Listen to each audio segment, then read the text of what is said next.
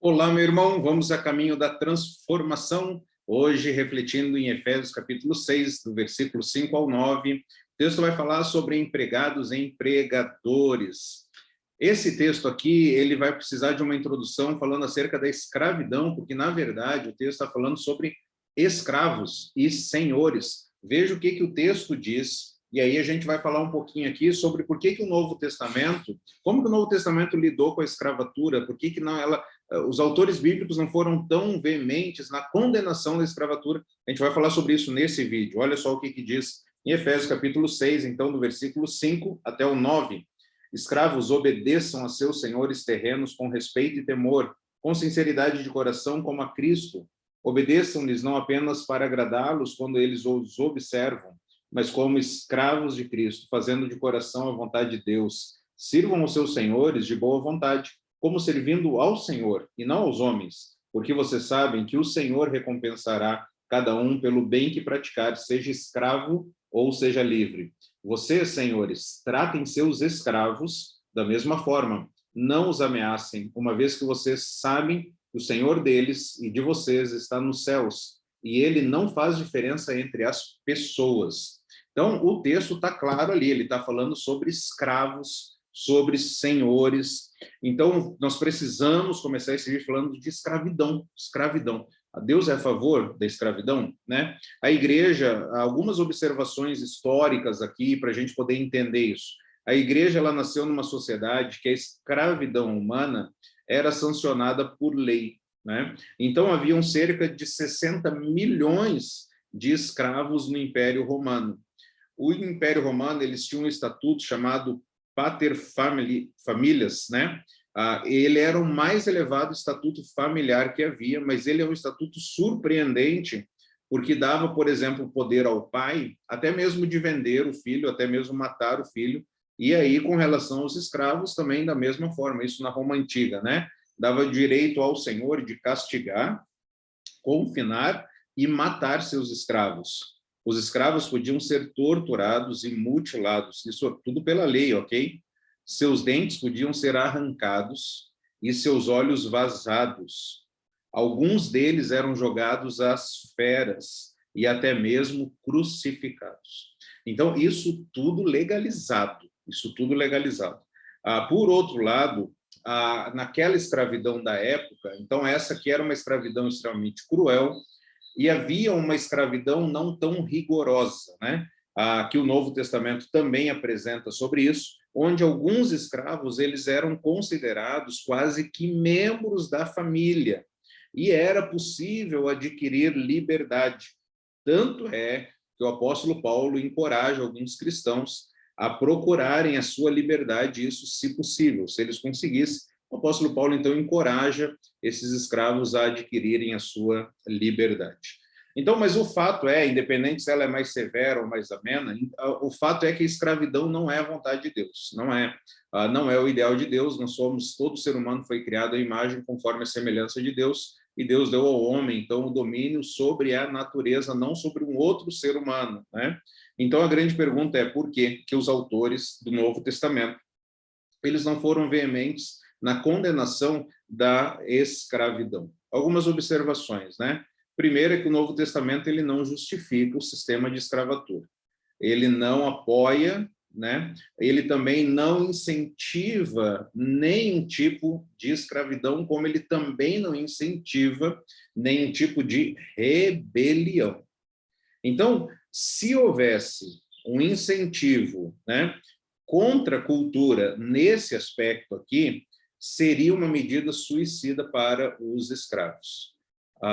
Se o Novo Testamento orientasse, ele não orienta, os autores bíblicos não orientam nenhum tipo de rebelião, mas se houvesse algum indício nesse sentido, os escravos eles caminhariam para a morte, né? Então, um outro fator, um outro elemento é que isso prejudicaria o avanço do evangelho, né? Porque o evangelho está acima da cultura, o evangelho está acima das leis humanas, o evangelho está acima das sociedades. O evangelho é supracultural, ele está acima da cultura, ele está acima das épocas, ele está acima dos costumes, mas, ao mesmo tempo, o evangelho ele é transformador, ele muda o indivíduo, ele muda a família, ele muda a realidade onde o indivíduo está inserido, né? Se fosse incentivado qualquer tipo de movimento anti-escravidão, o que você acha que os escravos eles fariam com o evangelho?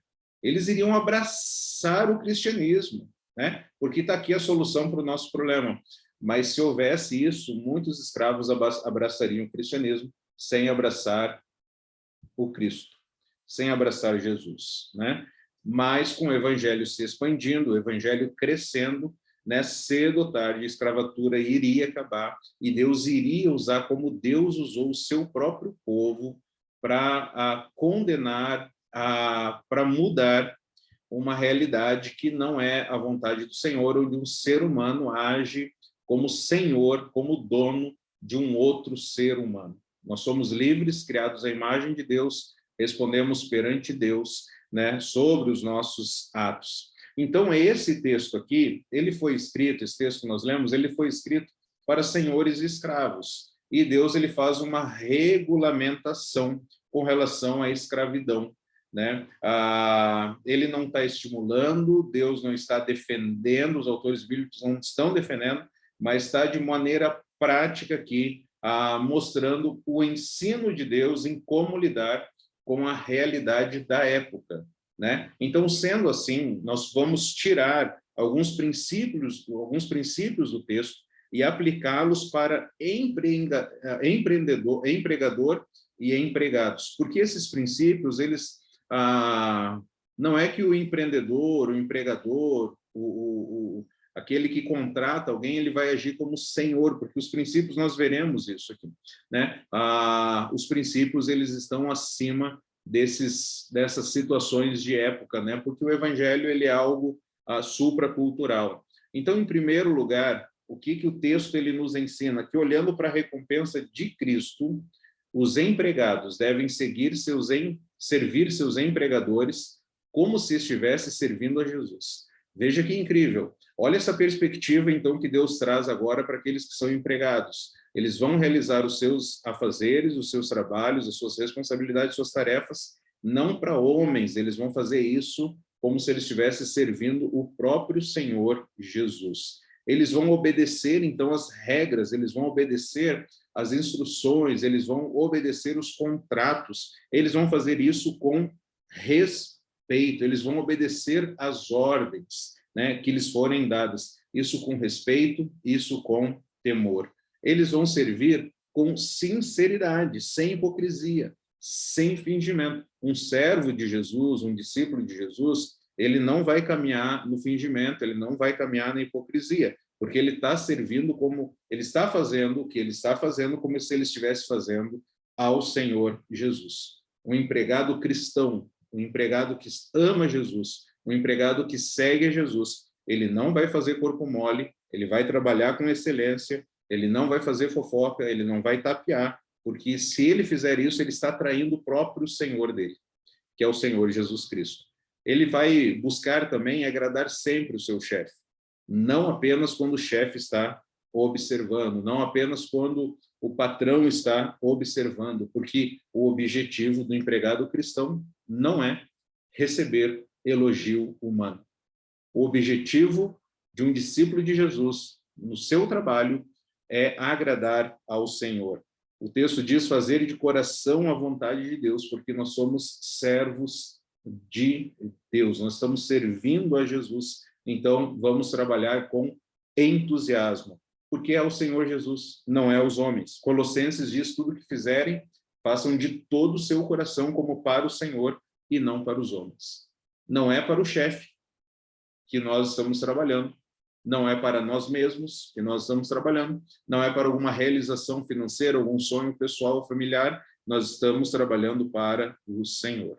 Queridos, dessa forma, então, o empregado, ele deve ser o empregado cristão, o discípulo do Senhor Jesus, ele deve ser o melhor funcionário na sua empresa. Ele vai trabalhar com excelência, ele vai trabalhar com iniciativa, ele vai saber se comunicar, ele vai saber resolver as tensões que existem, ele vai fazer uma comunicação direta com o seu supervisor, com os seus colegas de trabalho, ele vai ser alguém que vai apaziguar os ânimos quando estiverem aflorados, porque ele está trabalhando para Jesus, ele está servindo a Jesus, de segunda a sexta-feira ou sábado, ele está prestando culto ao Senhor, onde vários incrédulos estão observando a conduta dele, estão observando as palavras dele. Então, a motivação do servo é servir ao Senhor Jesus, olhando para uma recompensa que Deus dará.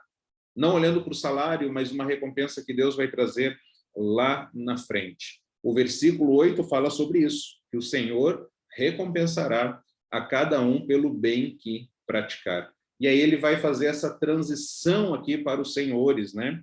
Então, seja líder, seja liderado, seja empregador ou empregado, seja senhor ou escravo, na realidade do Novo Testamento, né? Onde o escravo não deveria esperar nenhum tipo de recompensa, ele era escravo, ele não poderia esperar um 13º, ele não poderia esperar um abono, ele era escravo, ele não tinha nada, não tinha expectativa nenhuma, né? Mas agora Deus fala que o Senhor recompensará.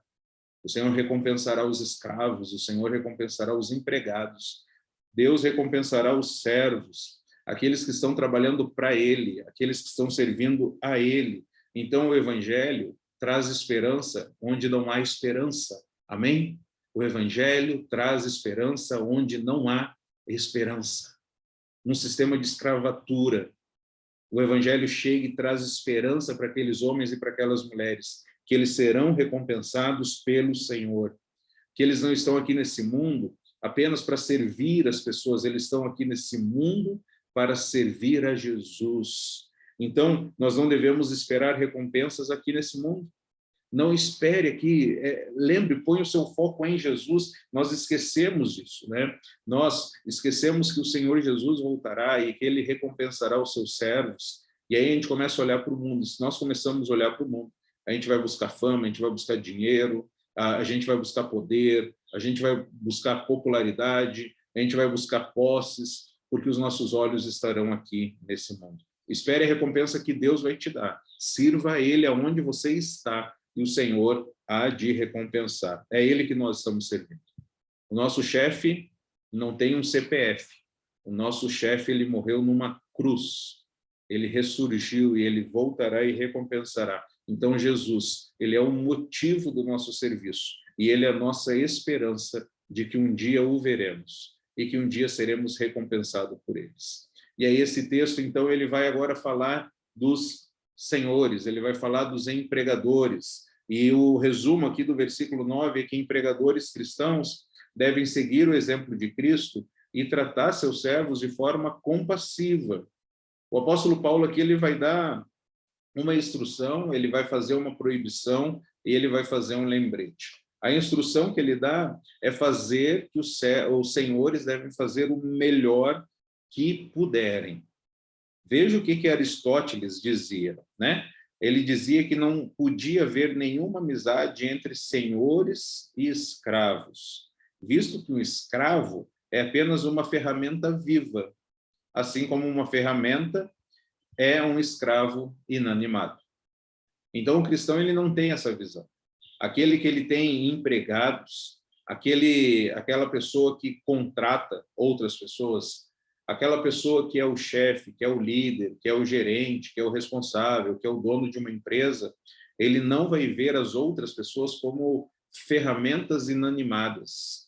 Ele não vai ver as outras pessoas apenas como um instrumento para alcançarem os seus objetivos egoístas. Ele vai ver essas pessoas como alvo do Evangelho, porque ele também estará servindo a Cristo enquanto ele estiver atendendo aqueles funcionários, aquelas pessoas. Então, façam o melhor que puderem, porque é Jesus que vocês estão servindo. Sejam compassivos também. E aí o apóstolo Paulo faz uma proibição. Não os ameaçam. Não os ameaçam. Nós não somos donos de ninguém. Jesus é o nosso dono, Jesus é o nosso Senhor. E aí o apóstolo Paulo faz um lembrete, ele faz uma recordação. Ele diz, existe apenas um Senhor e ele não faz diferença.